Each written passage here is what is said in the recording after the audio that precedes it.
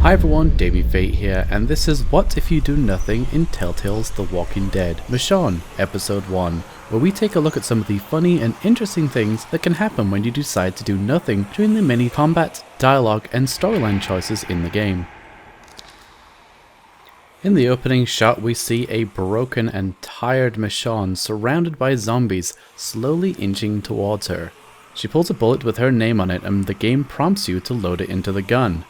But don't worry about time, because it doesn't matter how long you take, the zombies will never actually reach you. And I also wouldn't worry too much about Michonne, because I'm pretty sure that gun is a toy. It's missing some key details here. It doesn't matter what you decide to do with the gun, as you'll still be interrupted by your new friend Pete. Come with me if you want to live. It's okay, Mom. He's here to help. 3 weeks later, you find yourself as part of Pete's crew on a ship looking for survivors. While messing with the radio, Pete managed to pick up a distress signal from somebody nearby, and he asks you to try and take over to see if you can clear the signal. Of course, you don't need to respond to them. Take over for me, okay? I'm gonna turn the boat around.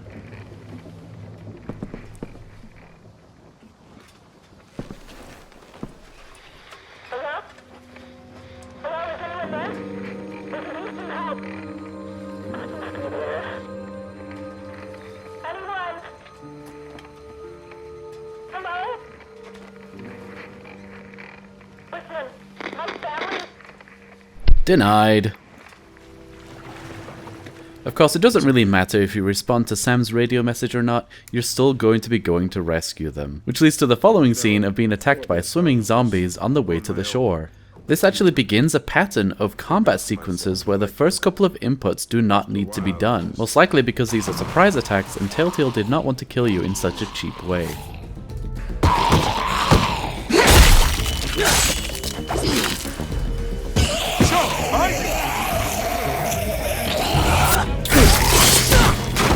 Of course, the game does not go easy on you for the rest of the battles though, and you will die over and over and over again. In fact, if you want to see a compilation of all the death scenes in the game, I put a video together which shows all of those for you.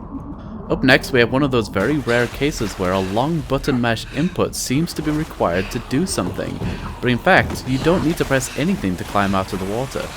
Grab my hand. Hurry up.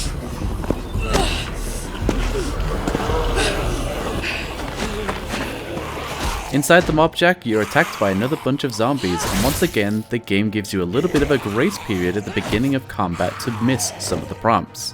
However, this next one is kind of interesting. Watch closely. You okay? If you didn't see it, let me slow it down real quick for you.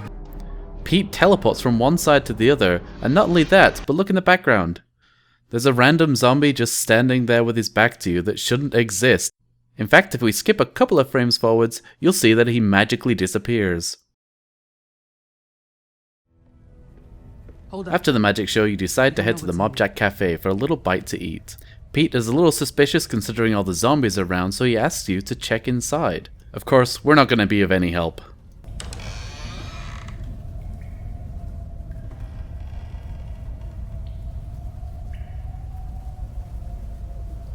What do you see? Anything? Any food in there? I can't see anything. No chance the radio's in there, right? This place gives me the creeps. Any sign of people? No walkers, right? Not really needing the extra suspense here. Oh, you are just the worst. Inside the cafe, you find a bag of goodies which belongs to a brother and sister. They accuse you of trying to rob them and hold you at gunpoint. The standoff is quickly interrupted by a bunch of zombies that decide to join the action. During the fight, it looks like you have the choice of saving Greg or not. And if you decide not to save the kid that just had you at gunpoint, well, you get killed by a surprise zombie that pops up out of nowhere. Fucking do something! During an intense scene, one of our captors takes things a bit too far and shoots Greg in the stomach, and promptly leave the room, leaving us to deal with the situation.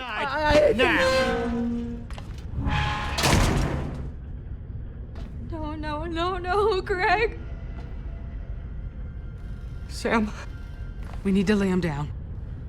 It doesn't really matter what you do in this situation, you can't save Greg's life, but you can sit here and watch him bleed out if you want to.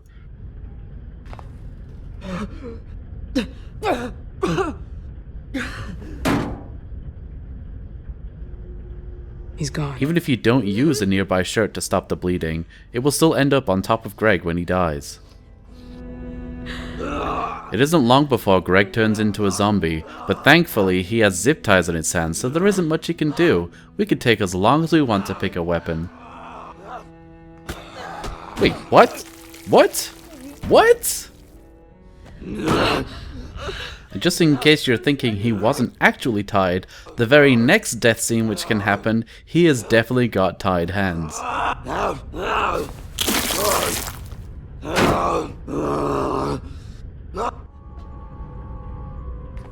Zachary returns to the holding cell and witnesses the results of his actions. Sam, distraught at the loss of her brother, points a gun at Zachary, and it's up to Michonne to defuse the situation. But what happens if you stay silent?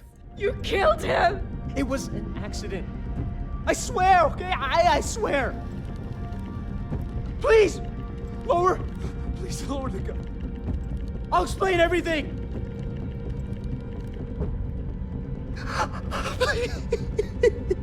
You're not leaving this room, you son of a bitch! I mean it, Michonne! This bastard killed my brother! You know he has to die!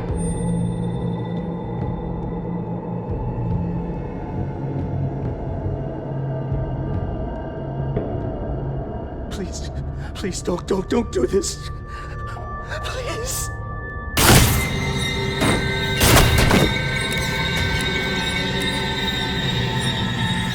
R.I.P. Zachary.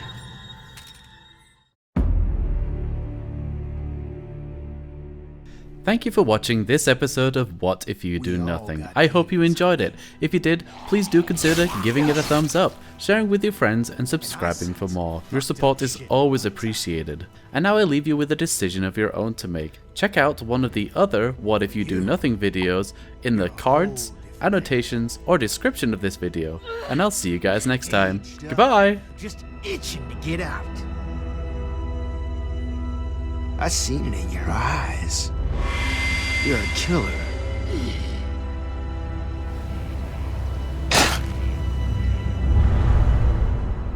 That's what you do. You don't know what I can do.